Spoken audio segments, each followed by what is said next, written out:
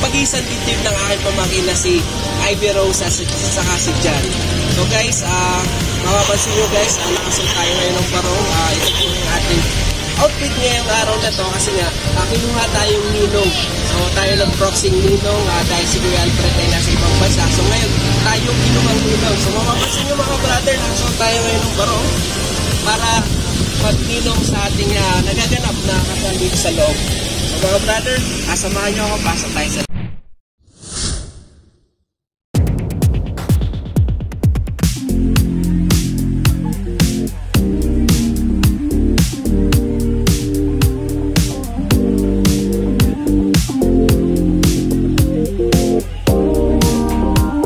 brothers, dito tayo sa loob ng San Vicente Ferrer Church. So dito gaganapin yung kasal ng aking pamangkin.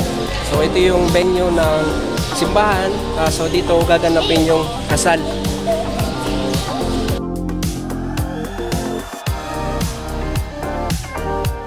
Ito yung loob ng San Vicente Ferrer. So napakalaking simbahan dito mga brother. 10 AM mga brother, start na nung kanilang ceremony na kanilang kasal.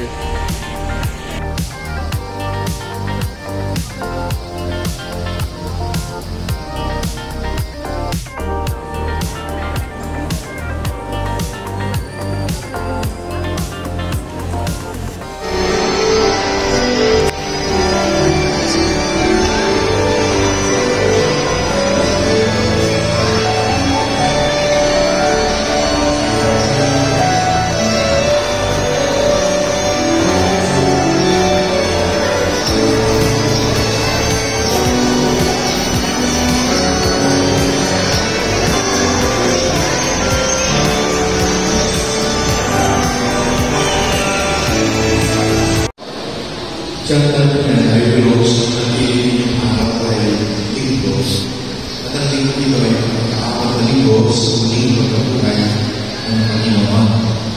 Kaya natatampo yung kakilistaan ng muling pagkabuhay. Nakikilala ko ang aking mga lupa at kung may nakikilala nila. At inikalala ko ang aking buhay para sa mga lupa. Mayroon akong ibang lupa na wala sa bulungan ito. Kinakailangan sa nilalagahan ko rin. Pakinggan nila ang tinig sa gayoy magiging isa ang tawag ng isa ang pastor. Dahil dito ay pinamalawalan pa sa pagkakiningalay ko ang mabuhay upang ito'y kunin ko muli.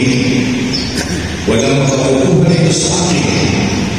Pusa ko itong ibinigay. Mayroon akong kapangyarihan ibigay ito at kunin muli.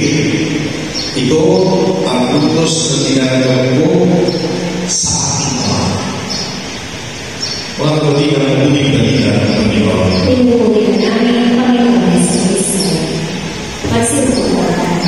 Ito ang mga naglalahas sa tao.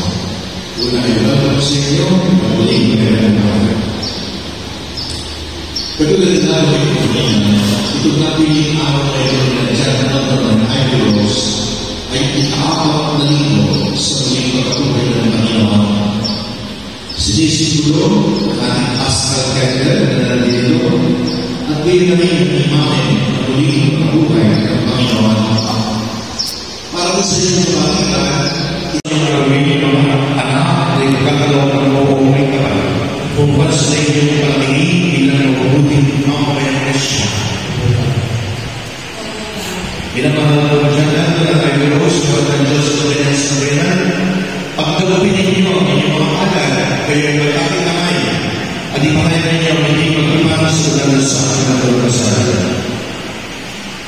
Ivy Rose, masakay naman maging asawa sa Diyan na nararin na ngayon, at isusunod sa batas ng mga nalutunin ng ating simbahan. Kung gusto ka magkagalaw sa kanya ngayon sa bilang kanyang may pakay. Nakalaman ka bang paligamit sa Biblia pagkakaroon na ng buhay ay asawa? Siya ka naroon, sumasakay ka ba na maging may pakay sa Ivy Rose kung narin ito ngayon? Alisunod sa